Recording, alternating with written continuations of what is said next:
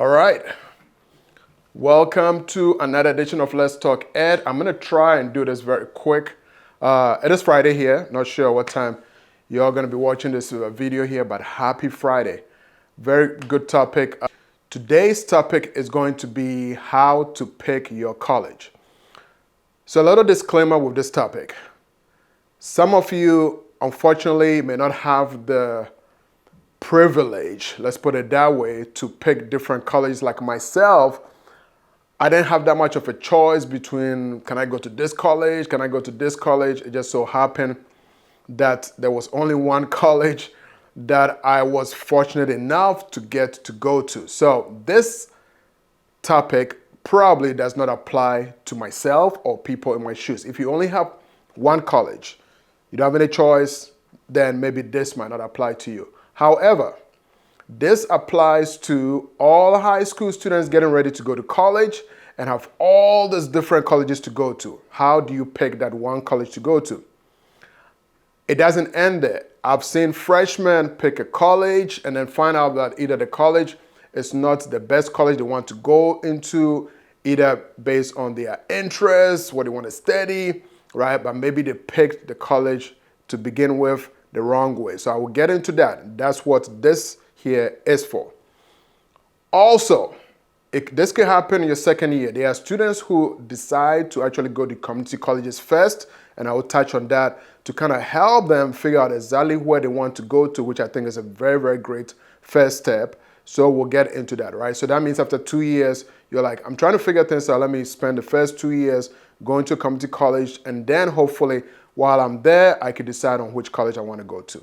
Okay, so before I get into how to pick the colleges, right, let's look at how some of you pick colleges to begin with, okay? Very quickly. I get it. Some of you, maybe is because of your parents. Your parents went to this school and you have to go to this school, okay? It doesn't have to be that way. Again, I'm not saying don't follow in the footsteps of your parents, but that is not the best way to pick your college. Who knows? Is their interest your interest, right? These are some of the questions you want to ask.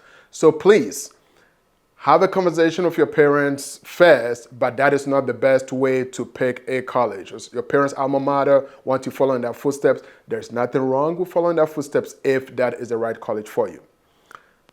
Some of you pick the colleges because it's big. It's a great football school, so we all want to go to that college, right? That is also probably not the best way to pick a college. And some schools don't like to be classified as party schools, but they are, right? And some of you know this, so that's probably what or how you decide to pick that college to go to.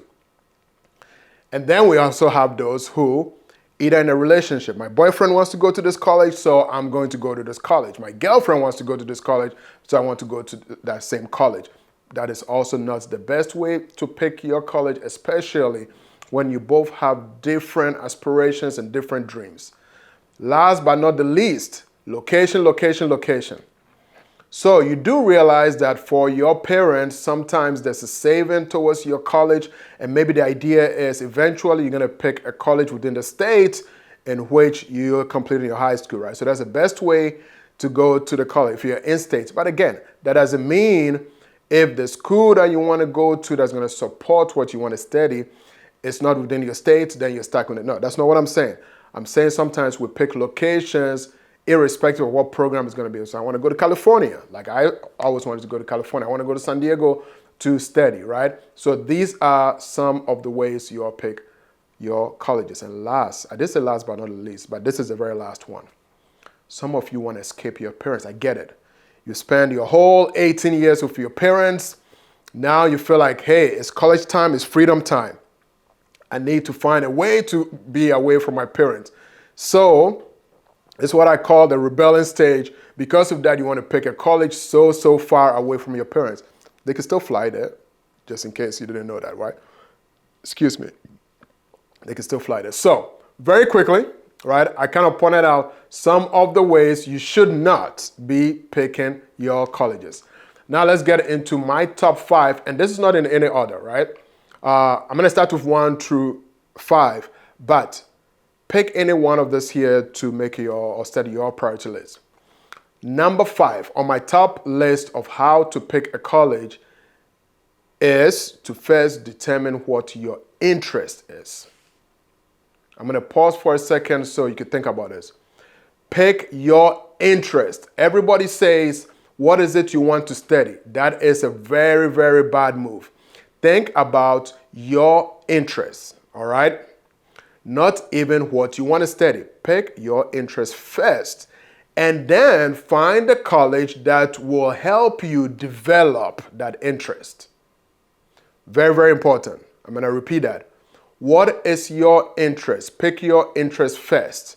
So what is it that you want to do? Maybe you want to do basket weaving. That's your interest. Maybe you want to fix cars. Maybe you want to fix stuff around the house. That is an interest. Maybe you want to travel. You want to get into social media. That is your interest. Now, very quickly, one of the best ways we traditionally do this is to visit colleges. So you're visiting these colleges based on what your interest is. You're asking the questions, and then hopefully somebody will guide you into what is it that you can study to develop this interest.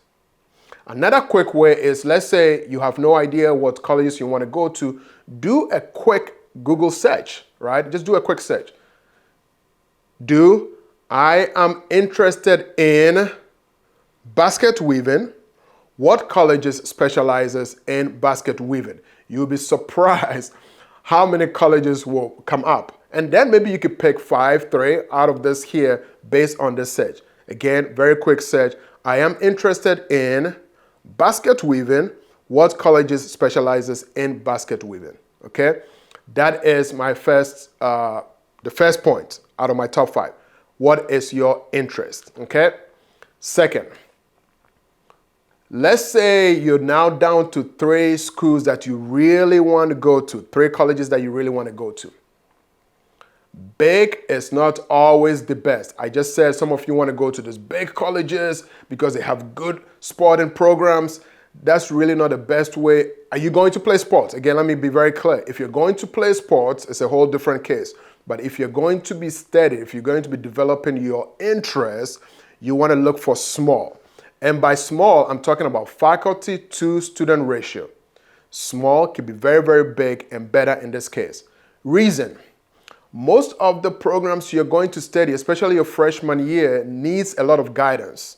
So you need somebody that can help you, talk you through, or help you nurture, develop that interest. If it's in a very, very big school, which by the way, one, you're either going to get lost among everybody else, but 2, there are so much students that you're not getting the one-on-one advising, okay? So very quickly, and again, number 2 on my top 5 ways to choose schools is look for the faculty to student ratio. Small can be very big in this case, okay? 3, cost. Usually, this is actually the number 1 way in which students and parents decide on which college to go to. Is basket weaving going to be cheaper at this college versus at this college? Absolutely yes. You're not going to go to Harvard, take a $75,000 loan to go to Harvard and learn basket weaving. That's the point I'm trying to make here, okay? So cost is very, very important. Now, if your parents are planning and saving towards a college fund, again, if it's in-state, it helps, but you're looking for the colleges that are going to provide a scholarship, the financial aid, and all the different grants. Be very, very smart. See which college you could go to so when you graduate, right, and you get work to do, you're not spending most of your years trying to pay off loans in which you could probably gone to another school to study. Okay, so that's the point I'm trying to make here. Also, I always stress the fact that if you have an opportunity to go to community college for the first 2 years, do so because you're still going to be studying the general education requirements, which are required by all the schools. Okay, now, by no means am I saying go to community college if you have a full ride to go to a college or a 4-year institution or an R1 school. If you got a full ride, you could go, sure. But we're talking about cost. Be very smart about where you go to find the school within your in-state or the state you are in because it's cheaper. look for the scholarship, for the financial aid, and that's the best way. So cost plays a very big role when you're picking your college. Number 4, college options for your interests. This is what I mean by that. There are a lot of colleges specifically that can help you with your interest. A very good example is this. Being in engineering for quite some time, I do realize that there are students who are very, very good when it comes to hands-on. However, the math could be a problem. Sometimes we forget that to do math, or to do engineering, you need a lot of math, physics, and some sciences. Sometimes we forget. So you go to a college that only focuses on engineering.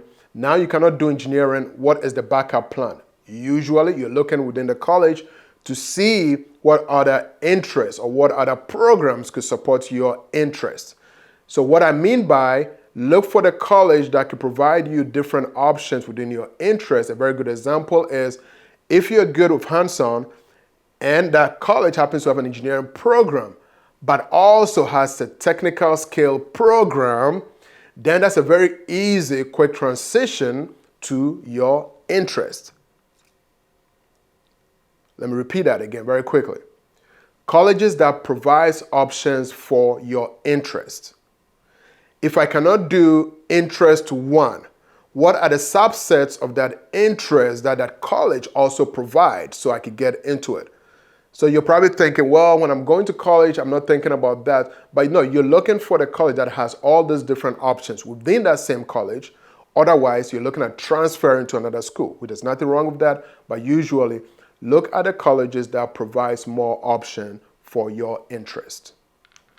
Last but not the least, there are schools. I did say in the beginning, some of you pick the schools because of tradition, family, and I'm not being too hard on that point, because sometimes you do want to develop a relationship with these colleges that you're going to. I'll give you an example. I went to a very, very small liberal arts school, and I can tell you, the friends that I have today, that I call my best friends, that I reach out to, are from my small liberal arts college. Even though when I left that college, I went to a very large institution, 10 times the size of that small liberal arts school. Made a lot of friends. Yes, I do keep in touch with some of those friends, but my core friends happen to be from my small liberal arts college. And reason being that college was also very intentional about building a community, making sure that when you graduate, you have this close bond with your friends. So that's very intentional. Most big colleges do not necessarily do that, right? So if this is very, very big for you, and sometimes some of these colleges are also faith-based, right? So if it supports your faith and you want to build that community, by all means, yes, put that in the equation of how to pick your colleges. Okay. Well, that is my top 5. Okay, this is my top 5 of how to pick your colleges. I'm going to go through them very quickly to summarize. Again, I'm not going to go over some of the reasons and not the best way to pick colleges. All right, don't go to a college because it's so big and a football program is good. Again, if you're playing sports, it's a whole different thing. If your boyfriend and girlfriend are going to a college and you can find your interest there, that's also good. But again, don't necessarily pick your colleges based on some of the things that I mentioned before, okay? Now, number 1 on my top list again was determine what your interest is, find your interest, and find a college that's going to help you develop that interest. Number 2 was faculty to student ratio. Small is big. Small is big. One of the things I wanted to mention very quickly is this here. Take the top 5 schools in the United States that are very, very strong in engineering. You probably, Stanford will probably be in there, Carl Berkeley will be in there. And some of these schools here do very well because of their faculty to student ratio. You can check. Small, better. Advising, guidance is what you need to really go through college. So look for that. Let that be key. Cost. I'm not going to get too much into the cost again. It's very, very important. Think smart. If you can start first 2 years in community college, that's probably the best way to really save a lot of money.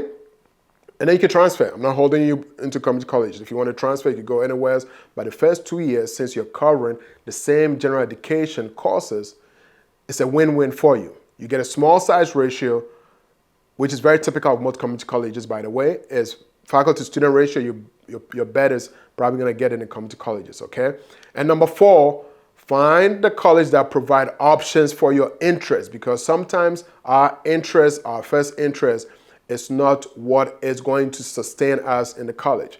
You might decide, again, as I mentioned, oh boy, I like this interest, but I didn't realize I have to do A and B, and that's not going to work. And last but not the least, yes, if this is big for you and your family, right, if it's a faith-based college and that's very important to you, sure, look for those colleges, look at how cost is going to help it, put all those other factors that I mentioned into consideration, your interest, your cost, the faculty-student ratio, right? Put all that into place, and hopefully that works for you if you want to build a relationship. And again, some of these schools are also designed to provide opportunities for you. They have good alarm systems. So far as working, they make all these connections. So yeah, there are schools that can help you in that way.